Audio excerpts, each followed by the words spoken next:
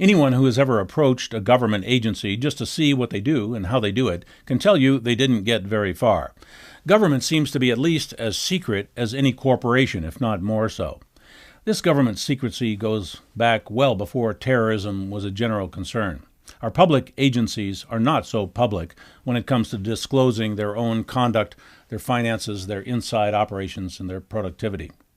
Well, it turns out, just like many people and organizations that like to be secret, they do have something to hide. It's called the CAFR. The CAFR is the name for the financial accounts of any public agency. It stands for Comprehensive Annual Financial Report, and it is standard to all government agencies. Your courthouses have them, school districts have them, city, county, and state governments all have CAFRs. But up until recently, hardly anyone except government insiders have even heard of the CAFR. The hard numbers are in the CAFR. This is true reporting of all accounts, flows, and holdings. When media reports anything about public finance, this is what they should be talking about. But you may have noticed they only seem to talk about this thing called the budget. The budget is something very different. For government, the budget is not so much an accounting tool as a propaganda hallucination. A budget is a projection, a goal, a target. In accounting terms, the budget is referred to as inferior to the CAFR accounts. Suppose your county has $1 gazillion in the CAFR, but they tell you they have no budget for dog catcher. Well, that's okay. That may be exactly right. They have a bunch of money, but they have budgeted nothing for dog catcher. This community has decided that stray dogs are not a problem, so fine. That has nothing to do with any shortage of funds. It's just a budget decision. They might tell you that they don't have the money for the dog catcher, but that would be just to appease the small minority who have lost their dogs. Now say they budget $1 million for mosquito abatement. Now they've decided to go into those CAFR accounts and set aside $1 million. The media tells us the county budgeted $1 million for mosquito abatement, but they don't tell us, they don't mention the gazillion dollars remaining in the CAFR accounts from which they are dispensing the $1 million. We sit here and believe that when they spend that $1 million, there will be nothing left.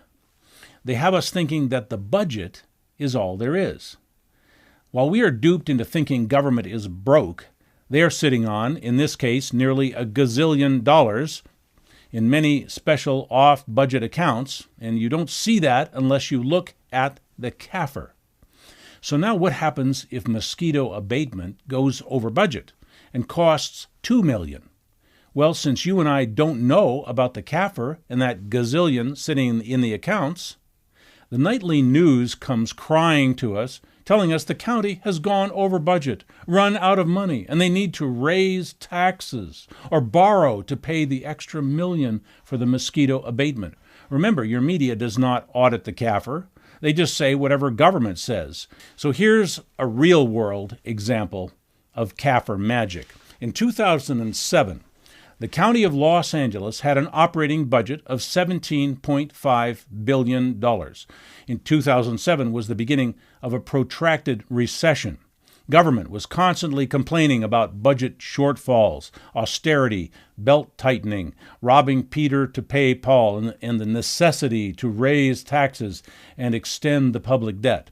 You would expect L.A. County's budgets over the next few years to be flat or to go down. In the 5 years between 2007 and 2012, L.A. County raised its operating budget from $17.5 billion to $25.8 billion. They're projected to spend 47% more in 2012 than 2007. In the middle of a recession, where did that money come from? Yes, they borrowed. Yes, they raised taxes, but not that much. They moved money around in the CAFR, and presto, they came up with $8 billion more per year out of thin air. From a money skimming and laundering standpoint, the old organized crime families from the past would be green with envy at the size and scope of this operation. Compared to government, the private criminal class looks like a bunch of kids selling lemonade on the street corner. Of course, the government would arrest you if you did what they do, but they don't like the competition. So this business of borrowing and raising taxes makes no sense at all once we know about what those special funds are hiding in the CAFR. By not telling us about the CAFR, they can send the tax man to come and squeeze us for the extra million for the mosquito abatement. It's a big lie. They know it's a big lie, but it has worked 10,000 times in the past. If they can pretend to be broke, and we will believe them, then why shouldn't they go ahead and rob us? They're so good at it by now, they deliberately underfund almost everything to make the budget look tight. And the media never questions the real finances. And they regularly come to us with their hand out for unexpected cost overruns. How many times have we heard that? By now, when we hear them say unexpected, we should say, well, I'm expecting it. Why aren't you? In the private sector, bad planning causes embarrassing disasters. In government, bad planning is a tactic for raising revenue. So a naive and idealistic taxpayer would expect that all the money in the CAFR would be budgeted for some government program. Well, that would be silly. Why should they do that? You and I have no idea what's in the CAFR. They can let that money sit there and languish, and we will never know the difference. Our media and our schools have dumbed us down on all things finance, and government likes it that way. By diverting our attention away to the petty and irrelevant issues, our media, our schools, and our politicians create an intentional void and vacuum in the public mind. So we're thinking about anything except where the real money goes. If this sounds like I'm talking about a big plot to steal and misappropriate most of our public funds, I am. As soon as the revenues come in the door, your government finance bureaucratic whiz kids skim off large chunks into secret funds, and they keep that money off budget and hidden so they can invest it, compound it, reinvest it, and keep all those piles of cash in-house. Now, why would they want to do that? Of course, when a politician puts away big fat piles of money, he can use those millions or billions to back his buddies with investment capital. He can make his buddies rich or make new buddies by making them rich. And you know how that works. If I make you rich, I think some kind of kickback would be in order. Another reason for our officials and bureaucrats to pack away money is to protect their job security. When government agencies start running out of money, they start firing people. So every bureaucrat, every official, every agency has a major incentive to pack away as much secret money as possible and keep it in a nice, handy, liquid account. And this has been going on for a very long time. Government's income from just investments is now twice as much as revenue from taxes. Many people find that hard to believe. Let me say that again. Government revenue from investments is twice as much as revenue from taxes. We could stop paying taxes tomorrow, and government would still have twice as much wealth and revenue than it needs to operate as it does today. And that secret stash grows bigger every day. Government is no longer a tax and spend operation. It is a tax and keep operation. Government revenues are constantly flowing into secret off-budget special funds, never to be seen again by the public. They are brilliant in coming up with names for these accounts that sound important and reasonable. There are rainy day funds, emergency funds, backup funds, set-aside funds, pension funds, discretionary funds. These are all just ways of saying, I am taking your money and I am not giving you anything in return. None of that money directly pays for any benefits, programs, or services for you and I. So we have to stop being fooled by this nonsense about this other thing called the budget. If you put aside a household budget of $400, you're going to spend $400 a month for your groceries, and then one month you need $450. Do you go and rob a gas station? No, you take $50 out of your bank account. Governments have bank accounts, and they have investment accounts, just like we do, but they keep that a secret. And to see that secret, you have to look in the CAFR. So when the media and our public officials start talking about having a budget crisis, really what we should just laugh and say, so what? Change the budget. Don't bother me, show me the CAFR. Let's get an independent audit of that CAFR. If they're going to pretend they don't have any money, I guess we have to point it out to them. So we need to stop talking about the budgets and start looking very closely at the CAFRs. Media needs to break its silence to this. The political parties need to get this into their platforms. Politicians need to stop playing stupid and treating us like children.